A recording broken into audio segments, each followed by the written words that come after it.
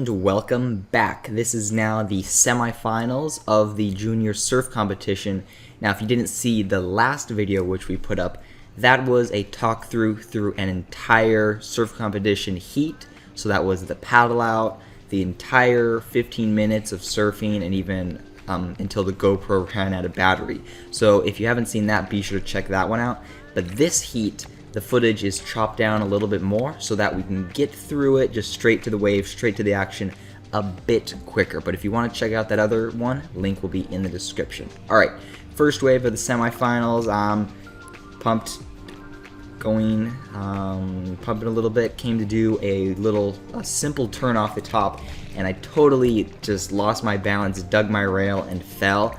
That did not feel very good. As a first wave of the heat, I was like, okay, that was not a good start. Let's go get another one and hopefully get a better wave, because that is, you only have 15 minutes in a surf competition, and if you're falling on waves, that isn't the best, but you know, it happens, so shuffle along. I was able to do a few cutbacks, and then once again I went for a cutback and I fell. I don't know what it is, if that I was a bit nervous being in the competition, and I know that there's a bunch of people on the beach watching. Maybe makes me a bit more nervous. Also, it's the first time, well, it's not necessarily the first heat, but the first time taking a GoPro out during a competition. So it's the first competition that I filmed with a first-person view GoPro. But yeah, was able to get a few more waves, just trying to just carve back and forth, get back to the white water, and just ride the wave all the way and get in as many maneuvers as possible. And I was definitely having a bit of a tough time. I kept not finishing the wave, or I would not be able to get a maneuver at the very end. Now this wave I was able to get a decent turn, so I came up, boom, did a little turn, and then actually fell on my back, almost like some form of a layback, and then was able to do a lifted re-entry onto the white water, and then go for a second one. But I didn't land the second one, but it was the first two maneuvers. And that last wave was definitely what got me actually through the semifinals into the finals of the junior part of the competition, which is 18 and under. And since the footage is chopped down, I'm actually putting both of these heats into one video. So let's have a sip of water. This is what basically the beach setup looked like. There was a few tents for some shade for all the spectators to hang out, and then there's a bit of a tower type thing where the judges hang out, so that they're a bit up higher so they can see past all the people out into the waves to where the surfers are, because sometimes someone's surfing, they're behind a wave and it's hard to spot. So since in the first competition voiceover I showed the entire paddle out, I don't show it again in this video.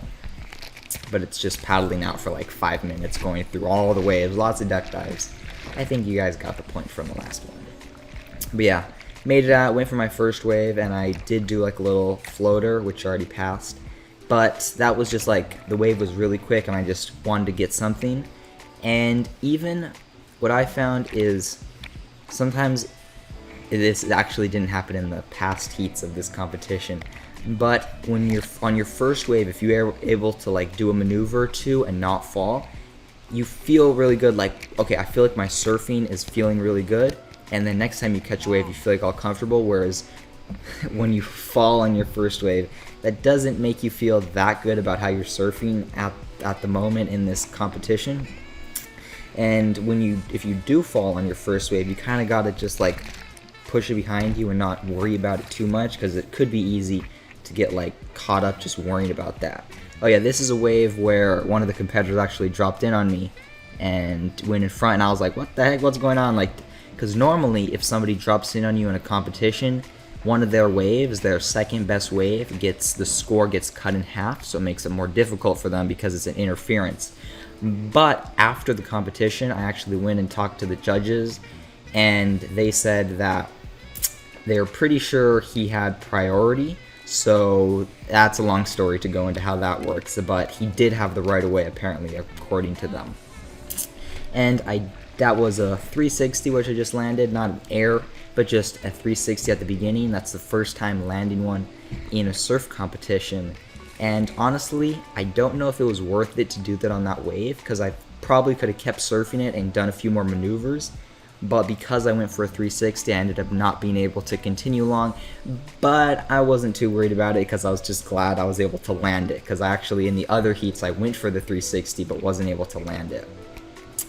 That was a turn that felt really good until my nose got stuck underwater and I just totally fell, just a flop. So if I would have landed that maneuver, I saw that the wave had a nice line ahead and I would have been able to get a few more turns, but it didn't work out, so I just went back out to catch another wave.